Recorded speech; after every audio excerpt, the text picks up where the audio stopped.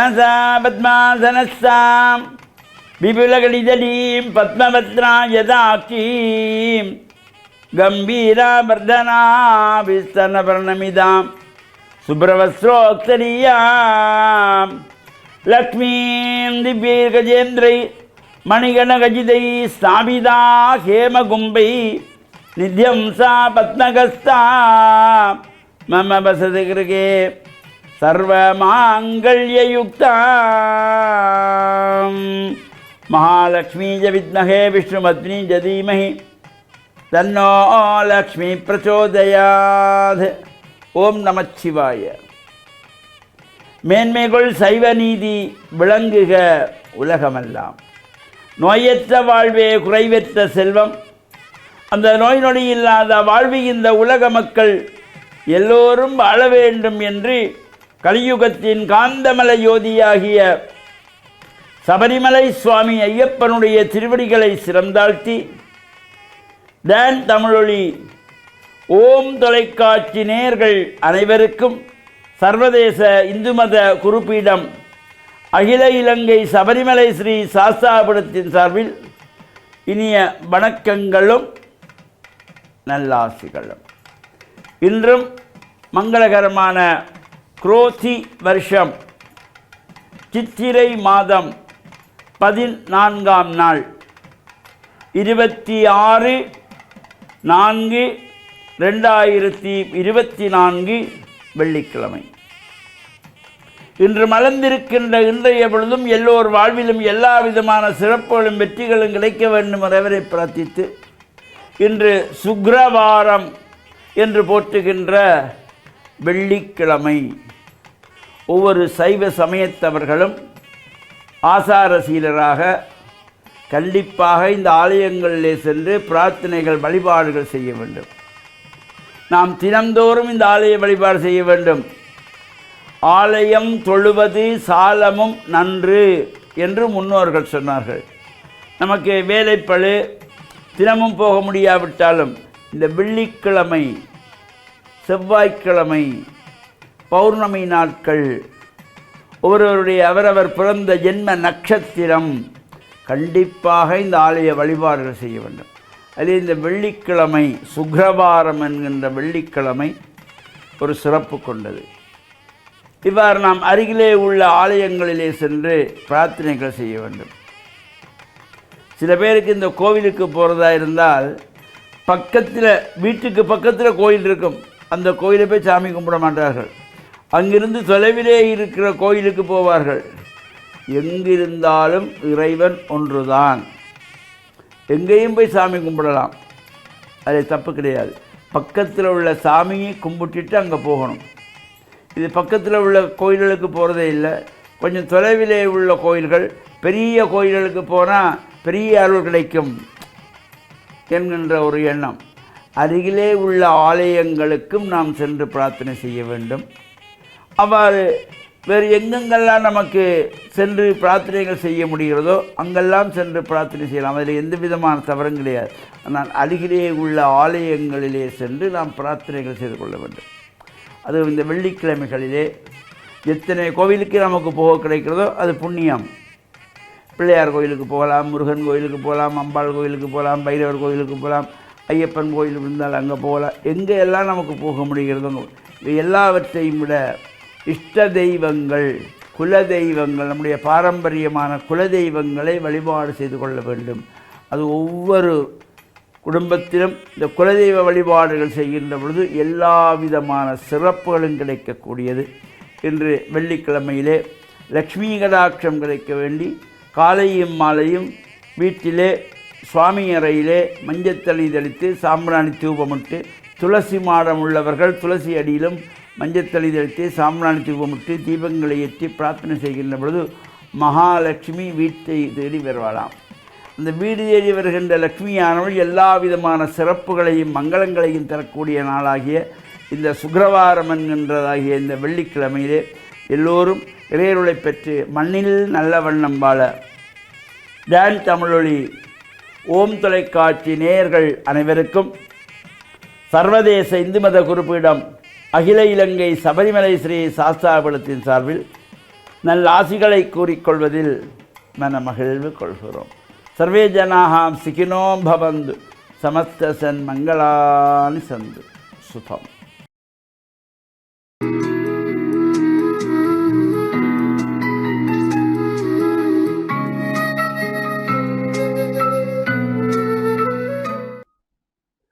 இறையேசுவில் என் அன்பு நெஞ்சங்களே, கிறிஸ்தவ நற்சிந்தனை வேளையில் உங்களை சந்திப்பதிலே எனக்கு மிக்க மகிழ்ச்சி. ஆண்டவர் இயேசுவின் அன்பும் அருளும் உங்கள் அனைவரோடும் இருப்பதாக. வாழ்க்கை பயணத்திலே நாம் சில வேளைகளில் தனிமையை உணர்கின்றோம். எங்களோடு கூடவே இருந்தவர்கள் இப்பொழுது இல்லை.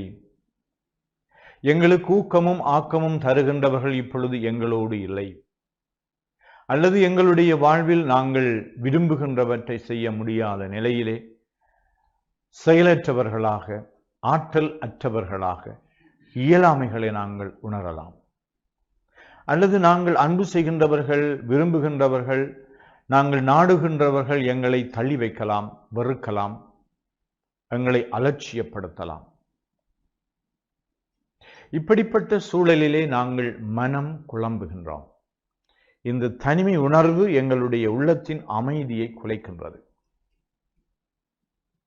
ஆண்டவர் இயேசு ஒரு அழகான வார்த்தையை தம்முடைய சீடர்களுக்கு சொல்லுகின்றார்.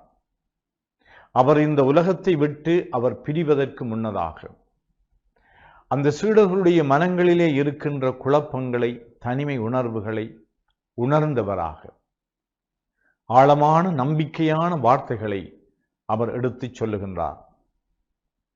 அவர்களை அன்பு செய்து அவர்கள் மீது அக்கறை கொண்டவராக சொல்லுகின்றார். யதார்த்தமாக அவருடைய வாழ்க்கையை அணுகி சொல்லுகின்றார். உள்ளம் கலங்க வேண்டாம் என்று சொல்லுகின்றார். நீங்கள் உள்ளம் கலங்க வேண்டாம். இப்படி சொல்லுகின்ற பொழுது கடவுள் மீது நீங்கள் நம்பிக்கை வையுங்கள், என் மீது நம்பிக்கை வையுங்கள், உங்களுக்கான வாழ்வின் நிறைவை நான் ஏற்பாடு செய்திருக்கின்றேன். இயேசுவினுடைய வார்த்தைகள் எல்லாம் இப்படிப்பட்ட எங்களுடைய குழம்பிய நிலையிலே மீண்டும் எதிரொலிக்க வேண்டும். துன்பப்படுகின்றவர்களே, துயரப்படுகின்றவர்களே, குழம்பிய நிலையிலே இருக்கின்ற அன்பு சகோதரர்களே, இயேசு உங்கள் ஒவ்வொருவரையும் பார்த்து அன்போடு அன்பொழுகச் சொல்லுகின்றார். உள்ளம் கலங்க வேண்டாம், நம்பிக்கை வையுங்கள் என்று.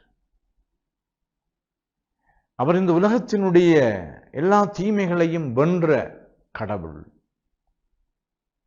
உலகத்தினுடைய தீமைகள் எவ்வளவு பாரியதாக, எவ்வளவு பலம் வாய்ந்ததாக, எவ்வளவு சக்தி உள்ளதாக இருந்தாலும், மனித பலம் தோற்று போகின்ற நிலையிலே இருந்தாலும், இந்த ஆண்டவர் இயேசு எங்கள் ஒவ்வொருவரையும் பார்த்து இந்த நாளிலே சொல்லுகின்றார், உள்ளம் குழம்ப வேண்டாம், கலங்க வேண்டாம், நீங்கள் நம்பிக்கை வையுங்கள் என்று சொல்லுகின்றார். இந்த வார்த்தைகளை நாங்கள் நம்புவோம். ஆண்டவர் இயேசு எங்களோடு உடன் இருக்கின்ற ஆண்டவர். இந்த கடவுள் வானத்திற்கு அப்பால் அல்ல, எங்களுக்கு அருகாமையிலே இருந்து எங்களை தட்டி கொடுக்கின்ற ஆண்டவர். ஒரு வல்லமை நிறைந்த கரம் எங்களை எப்பொழுதும் தொட்டுக்கொண்டு இருக்கின்றது, அரவணைத்து கொண்டு இருக்கின்றது என்ற அந்த உணர்வு, அந்த நம்பிக்கை எங்களுடைய வாழ்வை நாங்கள் தொடர்ந்து ஆற்றுவதற்கு, எங்களுடைய பலம் போதாமையாக இருக்கின்றது, எங்களுடைய ஆற்றல்கள், திறமை அவர்களெல்லாம் குன்றியதாக இருக்கின்றது, எப்பொழுதும் தோல்விக்கு மேல் தோல்வி வந்து கொண்டு இருக்கின்றது, எதை எடுத்தாலும் எங்களுக்கு ஒரு பயமும் அச்சமும் எங்களை ஆட்கொண்டு கொண்டு இருக்கின்றது, எங்களுடைய இந்த உலகம் முழுவதும் ஒரு பொய்யான உலகம் போல எங்களுக்கு தென்படலாம்.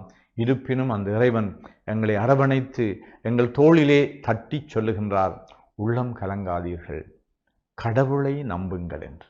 இந்த கடவுளை நம்புதல் என்பது அவ்வளவு சுலபமான காரியம் இல்லை. ஏனென்றால் எங்களுடைய ஐம்புலங்களுக்கு உட்படுத்தி இந்த இறைவனை நாங்கள் காண முயற்சி செய்கின்றோம். ஆனால் எங்களுடைய வாழ்வு இந்த ஐம்புலங்களையும் கடந்த ஒரு வாழ்வு ஆகும். இந்த வாழ்வினுடைய அழகையும் நிறைவையும் நாங்கள் சுவைக்க வேண்டும் என்றால் இறைவன் எங்களுடைய வாழ்வோடு கலந்து ஆக வேண்டும். இறைவனுக்குள் நாங்கள் கலந்து கொள்ள வேண்டும்.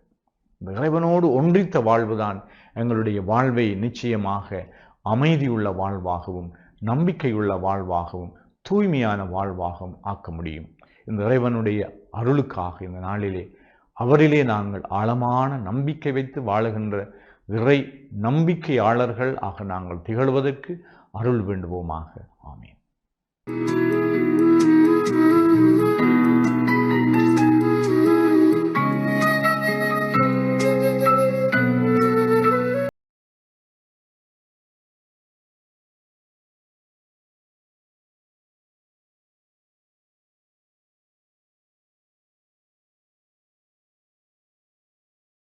இஸ்லாமிய நற்சிந்தனையோடு இன்றைய தினம் இணைந்திருக்கக்கூடிய நேயர்கள் பார்வையாளர்கள் அனைவருக்கும் அஸ்ஸலாமு அலைக்கும் வரஹ்மத்துல்லாஹி வபரகாத்துஹு.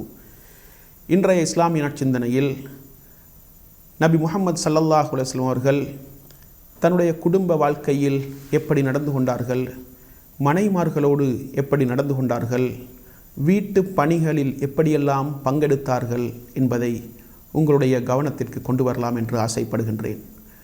அன்புள்ள சகோதர சகோதரிகளே, இந்த உலகத்திலே அல்லாஹ்வுடைய தூதர் ஸல்லல்லாஹு அலைஹி வஸல்லம் அவர்கள் அவனுடைய இறுதி தூதராக வந்துதித்தார்கள். ஜனாதிபதியாக பிரகடனம் செய்யப்பட்டார்கள். இந்த சமூகத்தின் தலைவராக ஆட்சி பொறுப்பை ஏற்று மார்க்க ரீதியாக அந்த சமூகத்தை வழிநடாத்துகின்ற பொறுப்பு அவருக்கு சுமத்தப்படுகின்றது. ஆனால் அந்த பொறுப்புகள் ஒரு பொழுதும் குடும்ப வாழ்க்கையை மிகச்சிறப்பாக கொண்டு நடாத்துவதற்கு, குடும்ப வாழ்க்கையில் மனைவிமார்களுக்கு உதவி செய்யாமல் இருப்பதற்கு அவர்களுக்கு அந்த பொறுப்பு ஒரு பொழுதும் தடையாக இருக்கவில்லை. அதனால்தான் இந்த உலகத்திலே மிகச்சிறந்த மனிதன் யார் என்பதை நபிகளார் ஸல்லல்லாஹு அலைஹி வஸல்லம் அவர்கள் இப்படி அடையாளப்படுத்துகின்றார்கள். ஹியாருக்கும் ஹியாருக்கும் லி அஹ்லிஹி வ அன ஹியாருக்கும் லி அஹ்லி. உங்களில் சிறந்தவர் தன்னுடைய மனைவியிடத்திலே சிறந்தவர்தான். என்னை பொறுத்தவரைக்கும் நான் என்னுடைய மனைவிக்கு சிறந்தவனாக இருக்கின்றேன் என்று நபிகளார் ஸல்லல்லாஹு அலைஹி வஸல்லம் அவர்கள் சொல்லி காட்டினார்கள். எனவே ஒரு மனிதனுடைய மனைவி அவனை சிறந்தவன் என்று சொல்ல வேண்டும். அந்த உறவை மனைவியோடு கணவன் பேணி கொள்ள வேண்டும். ரசூலுல்லாஹி ஸல்லல்லாஹு அலைஹி வஸல்லம் அவர்கள் அல்லாஹ்வுடைய தூதராக இருந்து கொண்டு மார்க்க பணிக்காக அவர்கள் தெரிவு செய்யப்படுகின்றார்கள். அல்லாஹ்வுடைய வஹியை, அல்லாஹ்வுடைய தெய்வீக கோட்பாடுகளை மனித சமூகத்திற்கு கற்றுக் கொடுக்கின்ற பொறுப்பு அவருக்கு சுமத்தப்பட்டாலும் கூட மனைவி மக்களோடு மிக அன்பாக நடந்து கொண்டார்கள் என்பதை நாங்கள் பார்க்கலாம். எந்த அளவுக்கென்றால் மனைவிமார்களுடைய உணர்வுகளை கூட புரிந்து கொள்வார்கள், மனைவிமார்களோடு அன்பாக நடந்து கொள்வார்கள், மனைவிமார்களோடு நளினமான முறையிலே நடந்து கொள்வார்கள். தன்னுடைய மனைவி ஆயிஷா ரதியல்லாஹு அன்ஹா அவர்களை பார்த்து சில பொழுதுகளில் அன்பாக ஆயிஷ் என்று அழைப்பார்கள். ஆயிஷா என்று சொல்லாமல் அதை சுருக்கி ஆயிஷ் என்று அழைப்பார்கள். சில சந்தர்ப்பங்களில் யா ஹுமைரா, சிவப்பியே என்று நபிகளார் ஸல்லல்லாஹு அலைஹி வஸல்லம் அவர்கள் அழைப்பார்கள். இன்னும் சில சந்தர்ப்பங்களில் யபுனத்த சித்தீக், சித்தீக்குடைய மகளே என்று அன்பாக தன்னுடைய மனைவியை நபிகளார் ஸல்லல்லாஹு அலைஹி வஸல்லம் அவர்கள் அழைப்பார்கள். என்றால் இந்த அளவுக்கு மனைவிமார்களோடு மிகவும் நளினமான முறையிலே, அன்பான முறையிலே, உணர்வுகளை புண்படுத்தாத முறையிலே நடந்து கொள்ள வேண்டும் என்பதில் நபிகளார் ஸல்லல்லாஹு அலைஹி வஸல்லம் அவர்கள் கவனம் செலுத்தினார்கள். எந்த அளவுக்கென்றால் வீட்டு வேலைகளில் கூட பங்கெடுத்தார்கள். வீட்டு வேலைகளில் நபி அவர்கள் மனைவிமார்களுக்கு உதவி செய்தார்கள். தன்னுடைய ஆடைகளை தைத்து கொள்வார்கள், தன்னுடைய பாதணிகளை கூட தைத்து கொள்வார்கள். தொழுகையுடைய நேரம் வந்துவிட்டால் தொழுகைக்கு சென்று விடுவார்கள் என்று ஆயிஷா ரதியல்லாஹு அன்ஹா அவர்கள் நபி அவர்களுடைய அந்த வீட்டு பணிகளை மிகச்சிறப்பாக எங்களுக்கு சொல்லி காட்டுகின்றார்கள். எனவே வீட்டு நிர்வாகத்தை கொண்டு நடாத்துவதில், வீட்டு நிர்வாகத்தின் பொறுப்பாளராக மனைவி இஸ்லாத்தின் மூலம் நியமிக்கப்பட்டிருந்தாலும் கூட அந்த பொறுப்பை அவளுக்கு செய்வதற்கு பக்கபலமாக கணவன் இருக்க வேண்டும் என்ற அந்த கோட்பாட்டை தான் நபி அவர்களுடைய வாழ்க்கை வரலாறு, நபிகளாருடைய குடும்ப வாழ்க்கை எங்களுக்கு தெளிவுபடுத்தி கொண்டிருக்கின்றது. எனவே மனைமார்களுக்கு உதவி செய்யக்கூடிய கணவன்மார்களாக ஆண்கள் இருக்க வேண்டும் என்பதற்கு நபிகளாருடைய வாழ்க்கை வரலாறு எங்களுக்கு மிக பெரும் சான்றாக இருக்கின்றது. எனவே இந்த உலகத்திலே நாங்கள் திருமணம் செய்து மனை மக்களை கவனிக்க வேண்டும், அவர்களோடு நல்ல உறவை நாங்கள் வைத்து கொள்ள வேண்டும், அவர்களுடைய தேவைகளை கண்டு தேடி நிறைவேற்ற வேண்டும், அவர்களுடைய விருப்பு வெறுப்புகளை நாங்கள் புரிந்து கொள்ள வேண்டும். அவர்களுடைய உணர்வுகளை நாங்கள் மதிக்க வேண்டும். அவர்களுடைய உள்ளம் புண்படுகின்ற வகையில் நாங்கள் பேசக்கூடாது, நடந்து கொள்ளக்கூடாது என்பதையெல்லாம் நபிகளார் ஸல்லல்லாஹு அலைஹி வஸல்லம் அவருடைய வாழ்க்கை வரலாறின் மூலம் நாங்கள் தெளிவாக புரிந்து கொள்ளலாம். எனவே இந்த உலகத்திலே மனைவி மக்களோடு மிகச்சிறந்த முறையிலே, நளினமான முறையிலே, அன்பான முறையிலே நடந்து கொண்ட ஒரு மிக பெரும் தலைவராகத்தான் நபிகளார் ஸல்லல்லாஹு அலைஹி வஸல்லம் அவர்கள் இந்த மண்ணிலே வாழ்ந்து காட்டினார்கள் என்பதை நாங்கள் புரிந்து கொள்ள வேண்டும். எனவே மனைவி மக்களோடு மிகவும் நளினமான முறையிலே நடந்து வீட்டு நிர்வாகத்திலே மனைவிக்கு ஒத்துழைக்கக்கூடிய கணவன்மார்களாக ஆண்கள் மாற வேண்டும். நபிகளாருடைய வாழ்க்கை வரலாறு எங்களுக்கு மிகப்பெரிய போதனைகளையும் அறிவுரைகளையும் முன்மாதிரி மிக்க நடத்தைகளையும் போதிக்கின்றது என்பதை தெளிவாக புரிந்து வீட்டு நிர்வாகத்திலே மனைவி மக்களோடு அன்பாகவும் கனிவாகவும் நடந்து கொள்வதற்கு அல்லாஹு தஆலா நம் அனைவருக்கும் துணை புரிவானாக. வாஹிர் தஅவானா அனில் ஹம்துலில்லாஹி